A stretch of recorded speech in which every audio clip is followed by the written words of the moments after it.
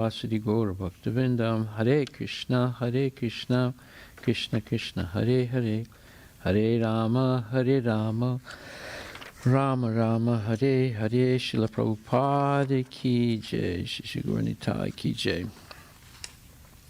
So today we're continuing our history of the life of Ajamila. And last night I lectured on verses 39 to 44. So we'll start with verse 45. So this is Canto 6, Chapter 1, verse number 45. And I also looked at your homeworks. I'll talk about that later. So, verse 45 says, 6:145, in proportion to the extent of one's religious or irreligious actions in this life, one must enjoy or suffer the corresponding reactions of his karma in the next. And then in the purport, Prabhupada says, as stated in Bhagavad Gita 14:18, Urdvam gachanti sattvasta madhyatistanti rajasa jaganya gunavritti sta adho gachanti tamasaha. That's Bhagavad Gita 14:18. Those who act in the mode of goodness are promoted to higher planetary systems to become demigods. Those who act in an ordinary way and do not commit excessively sinful acts remain within the middle planetary system, and those who perform abominable sinful actions must go down to hellish life. Okay, so this verse from Bhagavad Gita 14:18 is very instructive because it shows that as long as one has some personal motive for sense gratification, whether they act in a mode of goodness, whether they act in a mode of passion, or whether they act in a mode of ignorance, they stay in the material world. So the verse says, in proportion to the extent of one's religious or irreligious actions in this life, one must enjoy or suffer the corresponding results of his karma in the next. So therefore, simply being situated in the mode of goodness will not be sufficient for attaining liberation from the cycle of birth and death. One must be promoted to the mode of transcendental goodness in order to be free of karma. So therefore, most people who are religious think that if they just don't do anything sinful and they do humanitarian works or other types of charitable things, and they donate to their church, then they can expect to go back to heaven. Well, yeah, you go to heaven, the heaven of the demigods, not to the spiritual world. So it's very important to understand the difference between the mode of goodness and the transcendental mode of goodness, or as we say, mode of goodness is sattva, and transcendental goodness is visuddha sattva. So only through Krishna consciousness can one be elevated to transcendental goodness, where there's no material reactions to the activities one performs. So if one acts only on behalf of Krishna, and how do we know it's on behalf of Krishna? Because it has the validation of the spiritual master. So if you're initiated by a bona fide spiritual master, or if you are taking shiksha from a bona fide shiksha guru, then you can be situated in transcendental goodness, where there are no more material reactions or no more karma. So there's karma, vikarma, and akarma. So karma means acting according to the Vedic instructions, but there's still attachment to the result. And Vikarma means acting against the Vedic instructions. I mean, that's just living a life of sin. And then there is Akarma, or not having, working in such a way that there's no material reaction, either good or bad. So now verse 46. O best of the demigods, we can see three different varieties of life, which are due to the contamination of the three modes of nature. The living entities are thus known as peaceful, restless, and foolish, as happy, unhappy, or in between, or as religious, irreligious, and semi-religious. We can deduce that in the next life, these three kinds of material nature will similarly act. So Prabhupada explains this verse in the purport, and he says, the actions and reactions of the three modes of material nature are visible in this life. For example, some people are very happy, some are very distressed, and some are in mixed happiness and distress. This is the result of past association with the modes of material nature, goodness, passion, and ignorance.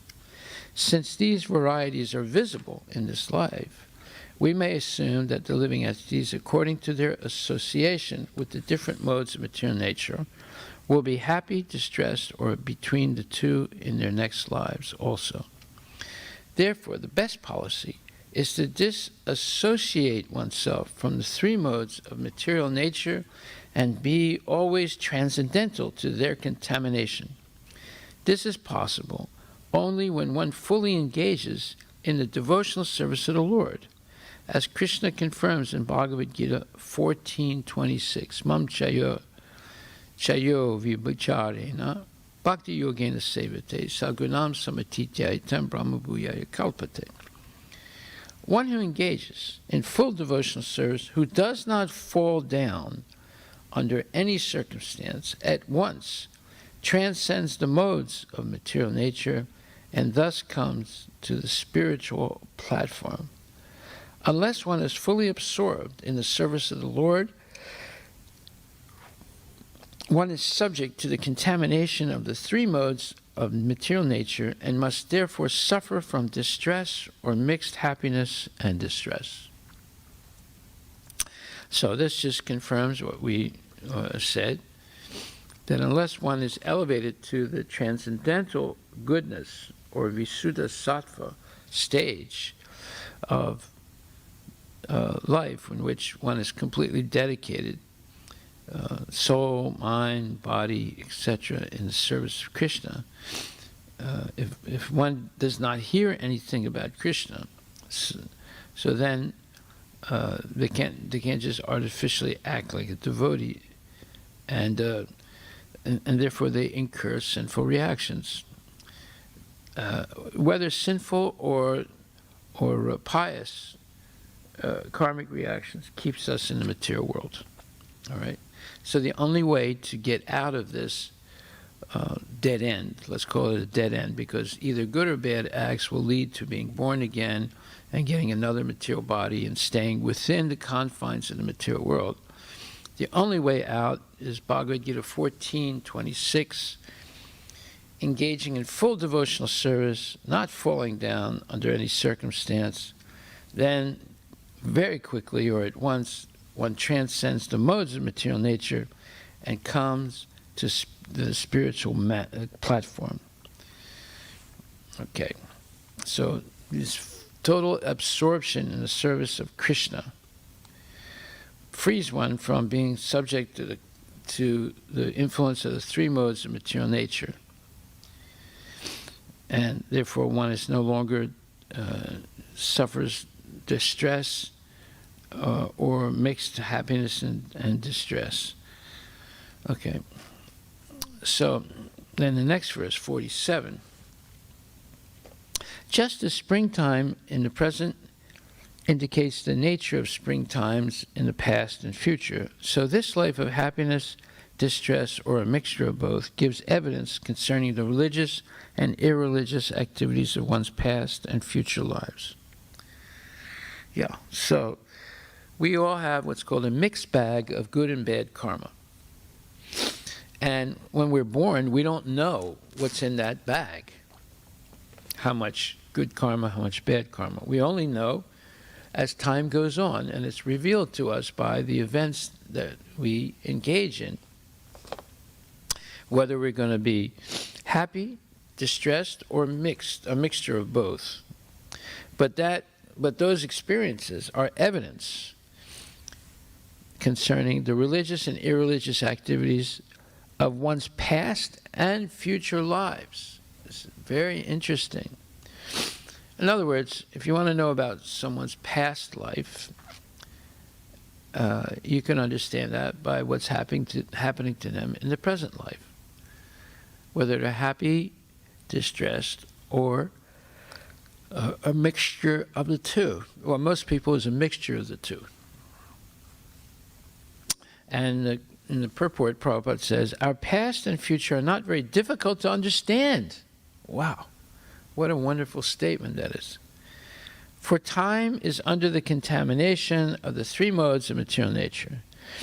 As soon as spring arrives, the usual exhibition of various types of fruits and flowers automatically become manifest, and therefore we may conclude that spring in the past was adorned with similar fruits and flowers, and will be so adorned in the future also. Our repetition of birth and death is taking place within time, and according to the influence of the modes of nature, we are receiving various types of bodies and being subjected to various conditions. So, these things are experienced by everyone, but to be able to understand why these things are happening, that is not understood by everyone. So when we experienced a mixed, let's say, experience of some happiness, some distress, and therefore we can understand that in our previous life we committed some pious activities and we committed some impious activities or sinful activities, and that's why we're experiencing a mixed bag of sinful and pious activities in this life. And we're preparing ourselves for the next life by our choices, and whether we're choosing to even sense gratify very, very little, but still that very little is enough to keep us in the material world. Okay, next verse 48. The omnipotent Yamaraja, omnipotent means all-powerful, O-M-N-I-P-O-T-E-N-T, omnipotent. It's a potent means power, and omni is a prefix from Latin. It means all. So omnipotent Yamaraj means all-powerful. The omnipotent Yamaraj is as good as Lord Brahma, for while situated in his own abode or in everyone's heart, like the Paramatma, he mentally observes the past activities of living entity, and thus he can thus understands how the living entity will act in future lives. There you go. So you don't have to be an astrologer to know the past, present, and future. You simply have to read Bhagavad Gita and understand how the three modes of material nature are working, understand the law of karma, and then you can analyze a person and know what's going to happen to them in the future. And the purport, Prabhupada says, one should not consider Yamaraja an ordinary living being. He is as good as Lord Brahma. He has the complete cooperation of the Supreme Lord, who is situated in everyone's heart, and therefore, by the grace of the Supersoul, he can see the past, present, and future of a living being from within. The word anumim masansate means that he can decide in consultation with the Supreme Soul, with the Super Soul. The word mimamsate means that he, the living entity, can decide in consultation with the Super Soul. Anu means following. The actual decisions concerning the next lives of the living entities are made by the Super Soul, and they are carried out by Yamaraj.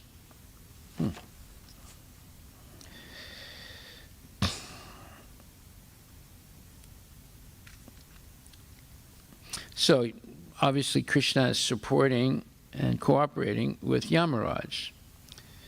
And Krishna as the Supreme Lord, the Paramatma, is situated in everyone's heart. And by the grace of Krishna, or the Super Soul, he can see the past, present, and future of a living being from within. And the living entity, or Yamaraj, in consulting with Krishna as Super Soul, can determine what's going to happen to the living entity in the next life. Anu means following. The actual decisions concerning the next lives of the living entities are made by the Super Soul, and they're carried out by Yamaraj. Okay. So Yamaraj and Krishna, as Super Soul, are ultimately going to decide what happens to us in our next life. Okay. Then text 49. As a sleeping person acts according to the body manifested in his dreams and accepts it to be himself, so one identifies with his present body, which he acquires because of his past religious or irreligious actions, and is made to understand his past or future. Well, okay. In purport, Prabhupada says, a man engages in sinful activities because he does not know what he did in his past life to get his present materially conditioned body, which is subjected to the threefold miseries. As stated by Rishabhadeva in the Srimad Bhagvatam, 5th canto, 5th chapter, 4th verse, Nunam pramata kurute vikarma. A human being who is mad after sense gratification, in other words, crazy for sense gratification, does not hesitate to act sinfully. Yad indriya pritaya aprinoti. He performs sinful actions simply for sense gratification. Nasadu manye. This is not good. Yata atmano yam asan apiklesita asadeha. Because of such sinful actions, one receives another body in which to suffer as he is suffering in his present body because of his past sinful activities. It should be understood that a person who does not have Vedic knowledge always acts in ignorance of what he has done in the past, what he is doing at the present, and how he will suffer in the future. Shishirada Nilamadava Ki Jai. He is completely in the dark, or he is completely in darkness. Therefore, the Vedic injunction is tamasima, don't remain in darkness. Jyotirgama, try to go to the light. The light or illumination is Vedic knowledge, which one can understand when he is elevated to the mode of goodness, or when he transcends the mode of goodness by engaging in devotional service to the spiritual master and the Supreme Lord. This is described in the Svetasvatara Upanishad. Yasya Devi Parabhaktir Yata Devi Tata Guru Tasyaite Karitita Hyartak Prasakante Mahatmanaha. Unto those great souls who have implicit faith in both the Lord and the spiritual master, all the imports or all the meanings of Vedic knowledge are automatically revealed. The Vedas enjoin Tad Vigyanartam Sagurum Iva Bhigachet. One must approach a spiritual master who has full knowledge of the Vedas and be faithfully directed by him in order to become a devotee of the Lord. Then the knowledge of the Vedas will be revealed. When the Vedic knowledge is revealed, one need no longer remain in the darkness of material nature. According to his association with the material modes of nature, goodness, passion, and ignorance, a living entity gets a particular body. The example of one who associates with the mode of goodness is the qualified Brahmana. Such a Brahmana knows past, present, and future because he consults the Vedic literature and sees through the eyes of Shastra Chaksusa. he can understand what his past life was, why he is in the present body, and how he can obtain liberation from the clutches of Maya and not accept another material body. This is all possible where one is situated in the mode of goodness. Generally, however, the living entities are engrossed in the modes of passion and ignorance. In any case, one receives an inferior or spiritual body at the discretion of the Supreme Personality of Godhead, Paramatma. As stated in the previous verse, Manasaiva Pure Deva Purva Rupam Vyapasyati Anumi Mam Sate Purvam Manasa Bhagavan Ajaha. Everything depends on Bhagavan, or Ajaha, the unborn. Why doesn't one please Bhagavan to receive a better body? Okay.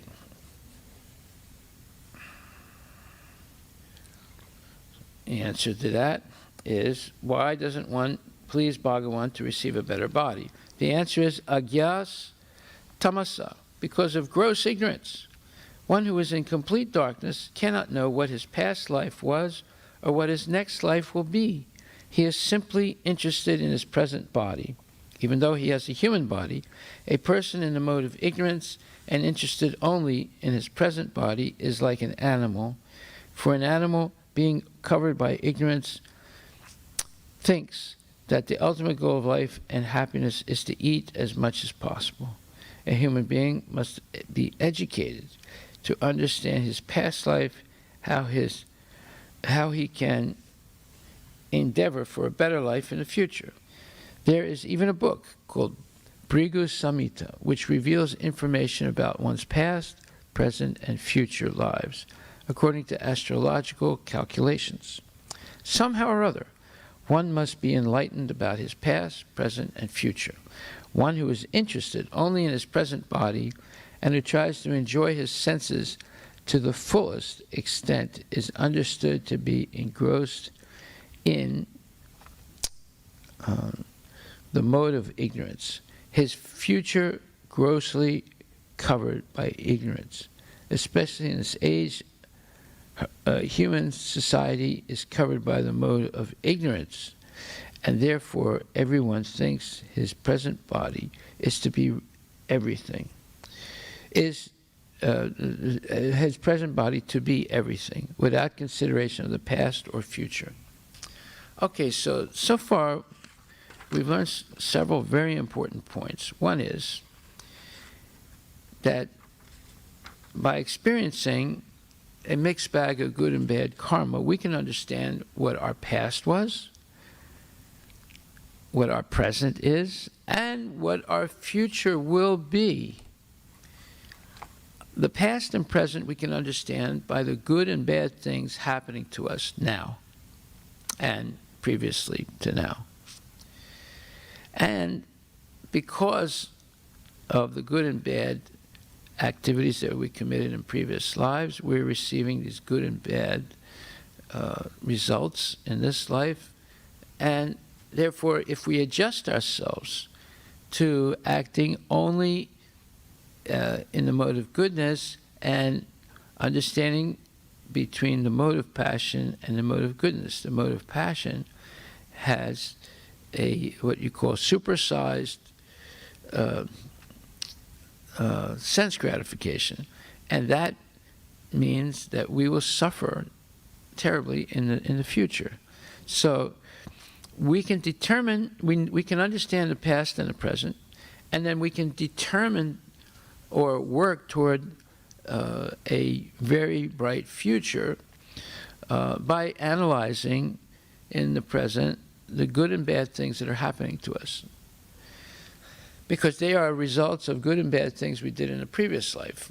And therefore, we can understand then, therefore, by hearing Vedic knowledge, that the influence of the modes of material nature are causing us these good and bad results. And the reason we are getting bad results is because we have lusty desires for sense gratification. So, since these varieties are visible in this life, we may assume that the living entities, according to their association with the different modes of material nature, will be happy, distressed, or between the two in their next lives also. Therefore, the best policy is to disassociate oneself from the three modes of material nature, goodness, passion, ignorance, and be always transcendental to their contamination. This is possible only when one fully engages in the devotional service of the Lord. There you go. So, you don't have to go to the astrologer or the palm reader. You simply have to analyze what's happening to you since you've been alive right up to the present. And you can note down, yes, I got the measles when I was 10 years old. Then I had to have some teeth pulled out. And it hurt really bad for a couple weeks. And then I won a contest at school, and I got a free gift certificate. And also I finished my 6th grade studies with A pluses.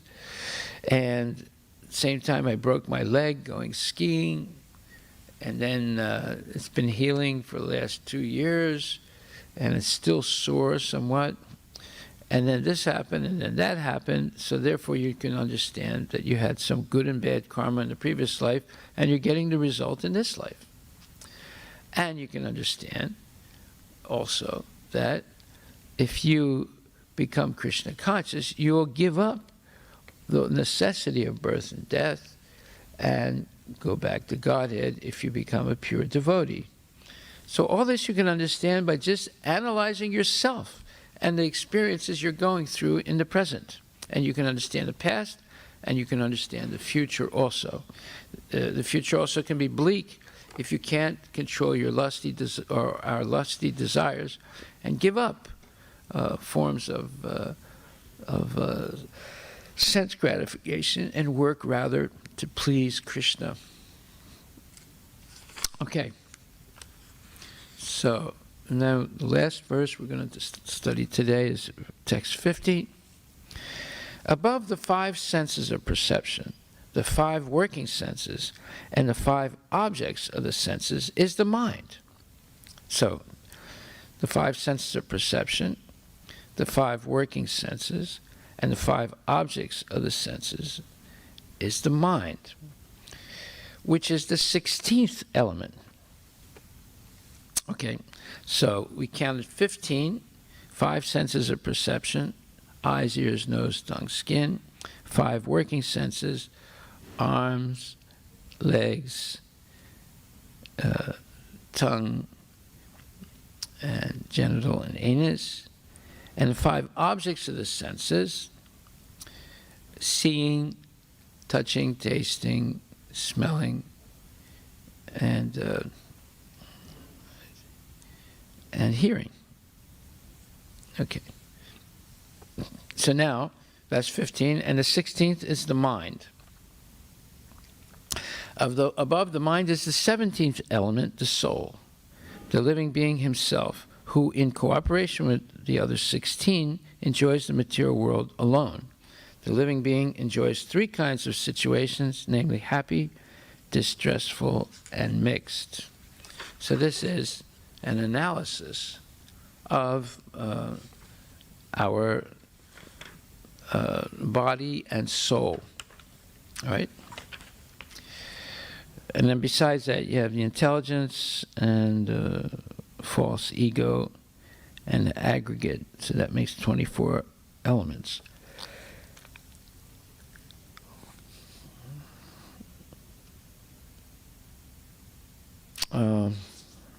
Yeah, we missed also the 5 great elements: earth, water, fire, air, ether, mind, intelligence. So earth, water, fire, air, ether is 5.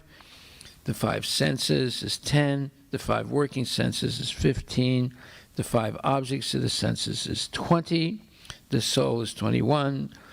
Then there's the intelligence is 22.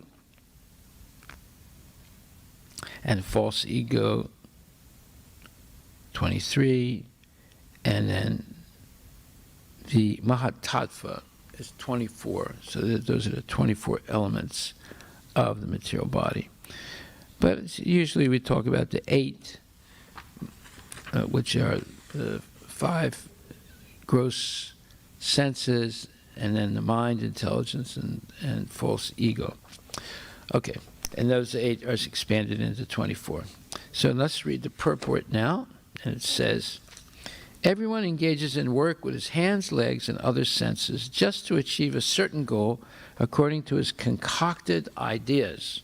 Yeah, one person can have a concocted idea. I want to be a baseball player when I grow up. Another person can have another concocted idea. I want to be a nurse when I grow up. Another person can have a different concocted idea. I want to be an IT person. Or I want to be an astronaut and go to other planets. So, you know, kids make these decisions. They can change them as they go along, as their vista or their understanding of themselves changes. Then they can become, you know, also they can also get the results of their activities or karma, as long as they have a personal motive. One tries to enjoy the 5 sense objects, namely form, sound, taste, aroma, and touch, not knowing the actual goal of life, which is to satisfy the Supreme Lord. Because, see, you see how life is organized. We can either please Krishna, or we'll try and please ourselves and our family members or friends or loved ones. So when we try and please ourselves, we get entangled by the laws of karma. If we only work to please Krishna, we become free of the laws of karma. But in both ways, we're using all these different things that are given to us, the senses, the mind, the intelligence, the objects of the senses, the working senses, and the 5 great elements. We're manipulating them either for serving the Lord or for serving our selfish purposes. And that forces us, if we serve our selfish purposes, we are forced to take birth again and again enjoy a mixed bag of good and bad karmic reactions. So rather learn from analyzing the karmic reactions that we actually experience in this lifetime and adjust our lifestyle to no longer having any selfish materialistic goals, but only having a goal to please Krishna, in which we have to use everything we've learned before in our life. You have to use the math that we learn, we have to use the physics that we learn, we have to use the history that we learn, all these things to get a job and to work honestly, or to get a trade and to work honestly. And also orient the goal of all our activity to pleasing Guru and Krishna rather than pleasing ourselves. So one tries to enjoy the 5 senses, namely form, sound, taste, aroma, and touch, not knowing the actual goal of life, which is to satisfy the Supreme Lord. Because of disobeying the Supreme Lord, one is put into material conditions, and he then tries to improve his situation in a concocted way, not desiring to follow the instructions of the Supreme Personality of Godhead. Nevertheless, the Supreme Lord is so kind that he comes himself to instruct the bewildered living entity how to act obediently and then gradually return home back to Godhead, where he can attain an eternal peaceful life of bliss and knowledge. The living entity has a body which is a very complicated combination of the material elements, and with this body he struggles alone, as indicated in this verse. He must swim through, for example, if one is struggling in the ocean, he must swim through it alone. Although many other men and aquatics are swimming in the ocean, he must take care of himself because no one else will help him. Therefore, this verse indicates that the 17th item, the soul, must work alone, Although he tries to create society, friendship, and love, no one will be able to help him but Krishna, the Supreme Lord. Therefore, his only concern should be how to satisfy Krishna. Now, why does it say that no one will be able to help him but Krishna? Well, I've seen this in my own eyes. Like, for example, a very dear friend of mine some years ago was in the hospital, and he had this is not Bhakti Maharaj, this is someone else. He had a pipe going through his mouth down to his lungs, and he was connected to a big, expensive machine to help him breathe. Otherwise, he would have died right away. So he was on a ventilator. And he didn't have corona, but he had other diseases. So when I went to see him, I couldn't talk to him because he was on this machine and he was not conscious. And it was a gigantic machine. And he was not laying down on his back. He was like being held almost in the air like this, with his arms resting on two things and his head being held, and then tubes in his mouth so he could breathe. And I was thinking to myself, he's in a completely helpless situation. And if he comes out of it, it's going to be a miracle. Well, he was relatively young still, so he was able to come out of it. But that's not the end of the story. He went back a second time, and because he was an alcoholic. And every time he would drink, he would have this seizure, and he couldn't breathe. So he had different pre-existing conditions. You know, he had basically ruined his body by drinking. So then he went back a third time, and this time he didn't come out, and he died. So at a certain point, no one can help you or me. We end up in a situation where only Krishna can help us. Therefore, knowing that we're all going to end up in a situation like that, you could be in an airplane that's going to crash, just like Kobe Bryant. He took a helicopter from Los Angeles to San Francisco area, but before he got there, it crashed in the mountains. And he and his daughter died, and some other people in that helicopter. He didn't know he was going to die.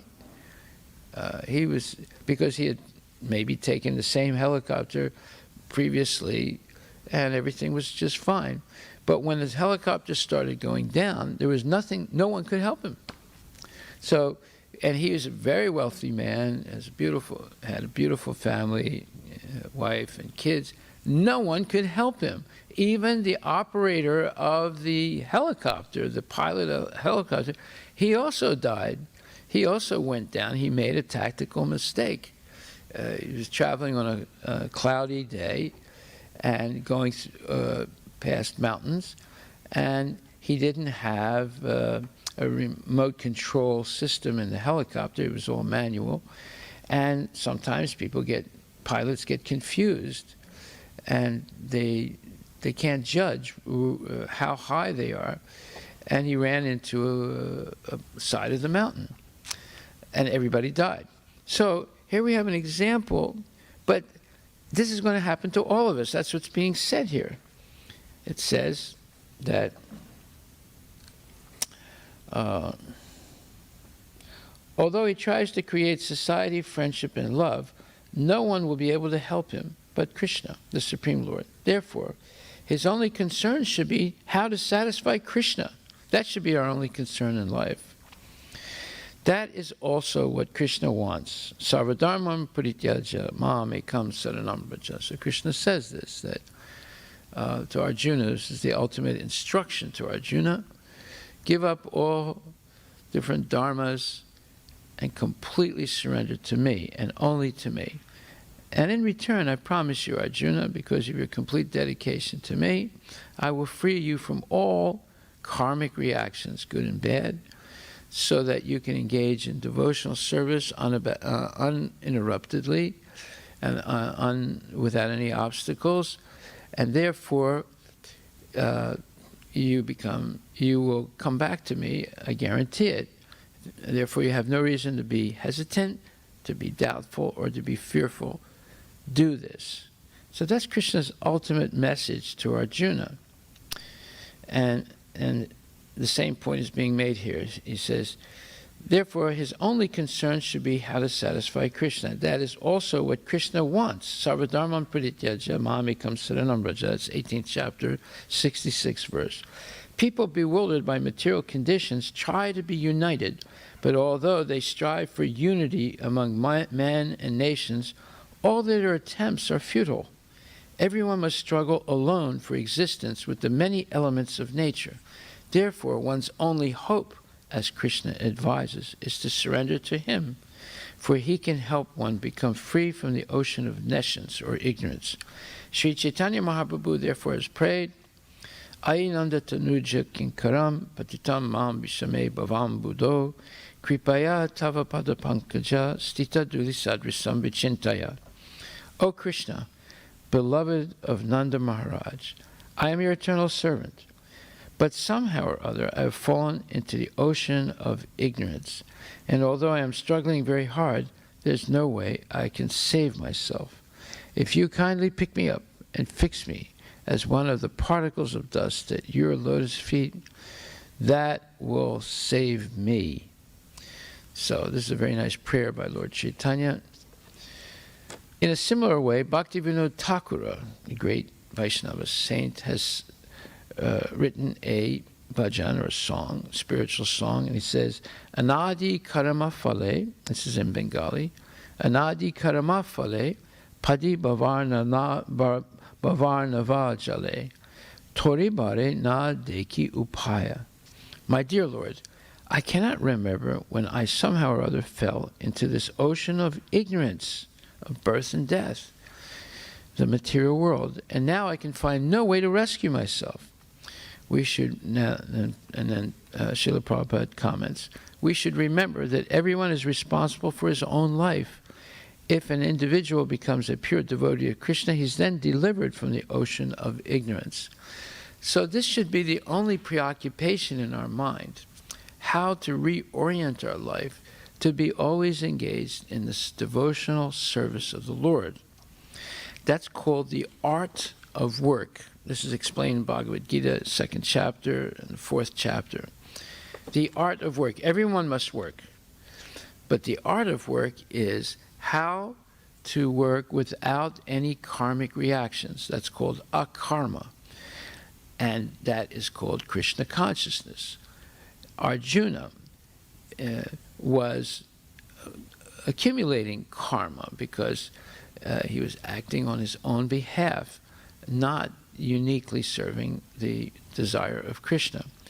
But when he heard the Bhagavad Gita spoken by Krishna that answered all his questions about karma, about the goal of life, about time, about what is the material nature and how to deal with it, and what is the ultimate destination of all living entities if they've become pure devotees of the Lord. So then he understood, listen, my real self-interest is to surrender to Krishna like Arjuna did and engage in the devotional service of the Lord without any personal motive other than to please the Lord. So Jesus Christ was faced with the same decision on the mountain of on the Gethsemane hill, and Muhammad had the same decision to make when he was being pursued by the people of Mecca to try and kill him. He decided that he should completely surrender to Allah. And all great spiritualists in the past had to make this decision. And therefore today, each one of us has to make this decision also. Are we going to serve, as they say in the Bible, Mammon, or serve God? Or, in other words, serve the devil or serve God. The devil is selfish, lusty desires that people have. And in order to satisfy those desires, they victimize other people. But one doesn't have to live like that. One can choose to serve Krishna and with pure desires and affection and love. And Krishna reciprocates, and therefore a person becomes liberated from the cycle of birth and death by the action of devotion and love for Krishna.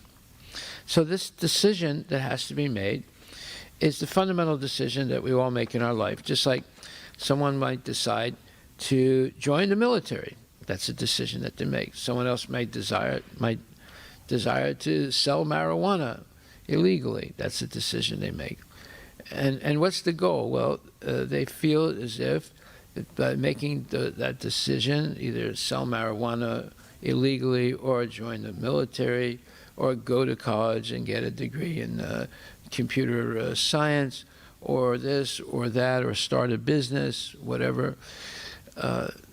Their goal is to seek happiness on the level of sense gratification, pleasing their own senses. Therefore, when they start making more money, they eat better quality of food, they go to better restaurants, they get better cars, they get more comfortable beds, they get nice houses with a swimming pool, they have a second house, they have a vacation house, they have a boat. So all these things are to please themselves. But the life of a devotee is to please Krishna or God. Now that doesn't mean a devotee cannot have certain amenities in life, but they restrict those amenities in order to have more time and energy to serve the Lord. So therefore, a devotee lives on the principle of downsizing to minimum things. So what that means is, with a few very good things, one can be happy forever. But with a lot of things, some good and some bad, a mixed bag of things, just like sometimes you drink wine, and sometimes you eat meat, and sometimes you play volleyball, and sometimes you go to the horse races, or sometimes you go to the casino, or sometimes you go to Disneyland. Well, all those things are based on personal self-indulgence. But when we decide, go to the temple, hear the class, engage in devotional service, clean the temple, take the food truck out and serve the public, and do the treasury, and do this and do that, all acts, unselfish acts of goodness based on pleasing Krishna, then we go on a different track. It's the track called back to Godhead, so that at the moment of death, one can remember Krishna, and Krishna will remember all the pious and sincere service that we rendered for him. Then we're able to liberate ourselves from the cycle of birth and death. But if we simply remain on the level of self-indulgence and engaging in different types of acts of sense gratification, we are basically condemning ourselves to remain in the cycle of birth and death and suffer repeatedly the material miseries, such as thirst, hunger, and old age, disease, and anxiety. Those are what affect people negatively in this life. And all these things can be avoided by regulating our activities to serve Krishna with love and devotion. Therefore, we avoid unsavory things to eat. We avoid eating meat, fish, eggs, coffee, tea, drugs, and so forth. And just like, for example, smoking. Now, if we study the lungs in a botany class or a biology class, the lungs are not made for inhaling smoke. They're made for inhaling air, and preferably clean air, by which we can extract the oxygen to keep our body alive. Oxygen is the number one food of the body. You can go 60, 80, maybe 100 days without eating anything before you die. You can go maybe 10, 20 days without drinking any water before you die. But you can't go more than 1 or 2 minutes without air and you'll die. So the most important nutrition of the body is air, by which you can extract the oxygen and then keep your body alive. Oxygen goes through your whole body, through your blood system, and reinvigorates all the cells. Okay, so therefore, if a person smokes, that is not in their self-interest. That's against their own self-interest. And thus, they contaminate their lungs, and eventually the lungs get damaged, and then they get lung cancer, and they die. That happened to my father, who would smoke at least 4 packs of Chesterfields every day. So we have to understand our body and how it functions and how to help it function optimally. So to support life, to support our energy, to support the clarity of the mind, and therefore live a fruitful life in which we can dedicate ourselves to serving Krishna and not simply serving ourselves selfishly. So, and then we have to understand the body is made of matter and spirit. It's not just made of matter.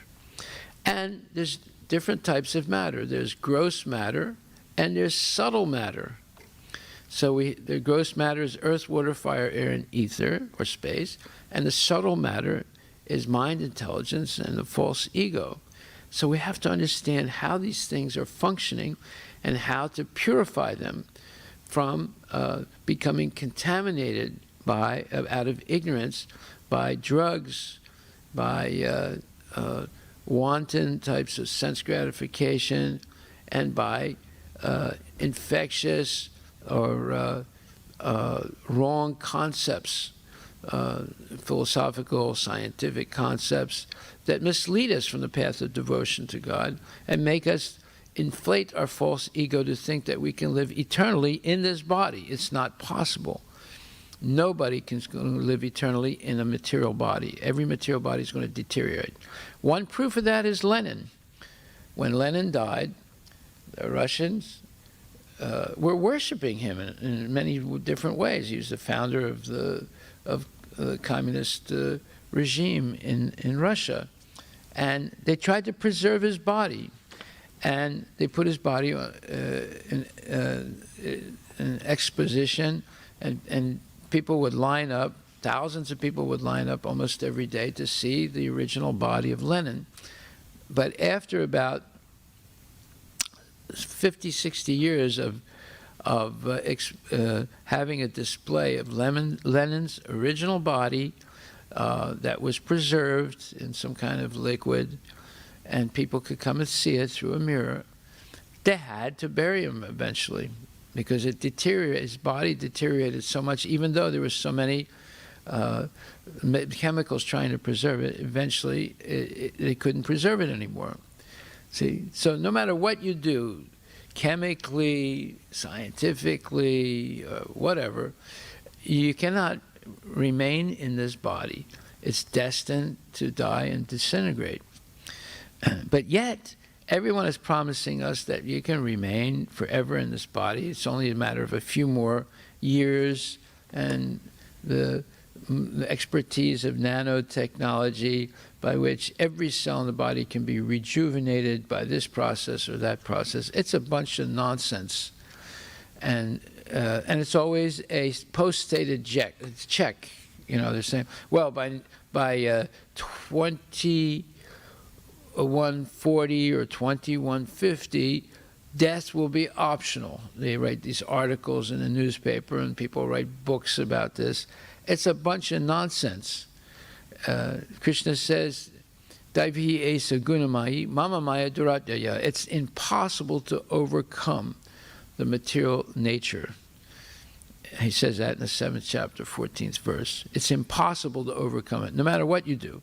You can have your nanotechnology, you can have your cryonics and this thing and that thing, this strategy, that strategy. You can use Botox. You're not going to be able to live forever in this body. You're only going to live 100 years, 110 years, 120 years. You're going to die. Okay, so if we can put aside all this fantasy and look at the reality. So today we learn that by analyzing your present life, you can understand the past and the future. You don't need a palm reader. You don't need an astrologer. It's a waste of money and time. You just have to analyze your life. And in your life, if you've been sick, if you broke some bones, if you went bankrupt, if you got a divorce, if you won the lottery, if you are an athlete and perform tremendously. So you see, you have some good karma and bad karma. So that tells you who you were in your previous life. You did some pious things and impious things, and because of that, you're getting this good karma and bad karma in this life. Now, that helps you understand this life and your previous life. Now you can understand what your future life is going to be.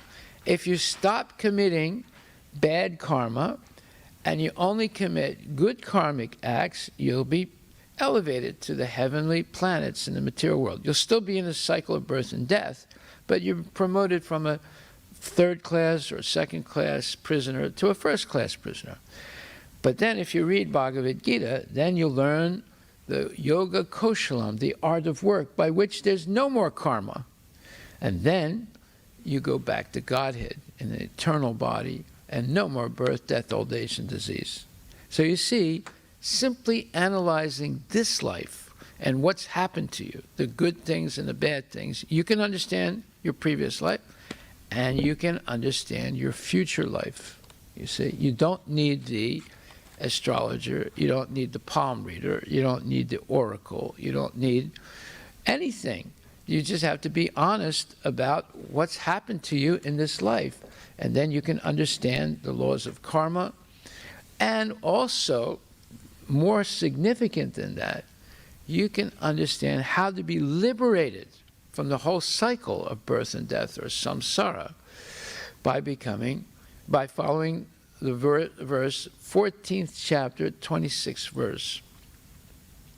Mam chayo vibicharena bhakti yogena sevate sagunam samatityaitan brahma bhuyaya kalpate. So what is that verse? It says, one who engages in devotional service unfailingly and who does not fall down under any circumstance at once transcends the modes of material nature, meaning goodness, passion, and ignorance, and thus comes to the spiritual platform. Then, Sarvadharmam Purityaja, Mamekam Saranam Vraja, Krishna says, hey Arjuna, give up all your different dharmas, so-called occupational duties, and surrender completely to me. If you do this, you become dear to me, and I promise you, you will come back to me. Therefore, you have nothing to fear, nothing to doubt, and nothing to hesitate for. So Krishna is promising that if you engage in pure devotional service with the help of bona fide spiritual masters, Shiksha and Diksha gurus, you can become free of the influence of the modes of material nature, which are the influences that keep us in this world, this goodness, passion, and ignorance.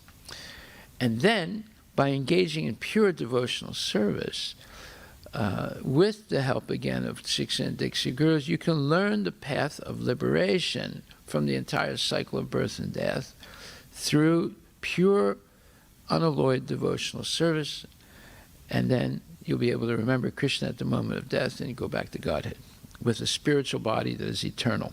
Okay, so this is our lesson today. Your homework for next week is read again these verses that we studied today, verse 45 to verse 51, and answer the following questions. How can you understand your past, your present, and future? And explain that. And what is the fault of creating society, friendship, and love? And why does it say that eventually everyone must struggle alone for existence with the many elements of nature? Why does it say that? And what is the only real hope that we have in this lifetime that's tangible and real? Okay, so that's, you answered those 4 questions. Are there any questions? So, is he there or did he leave? Huh? Okay. See if there are any questions. If not, then we'll stop. So I gave the homework. We went over the verses 45 to 51.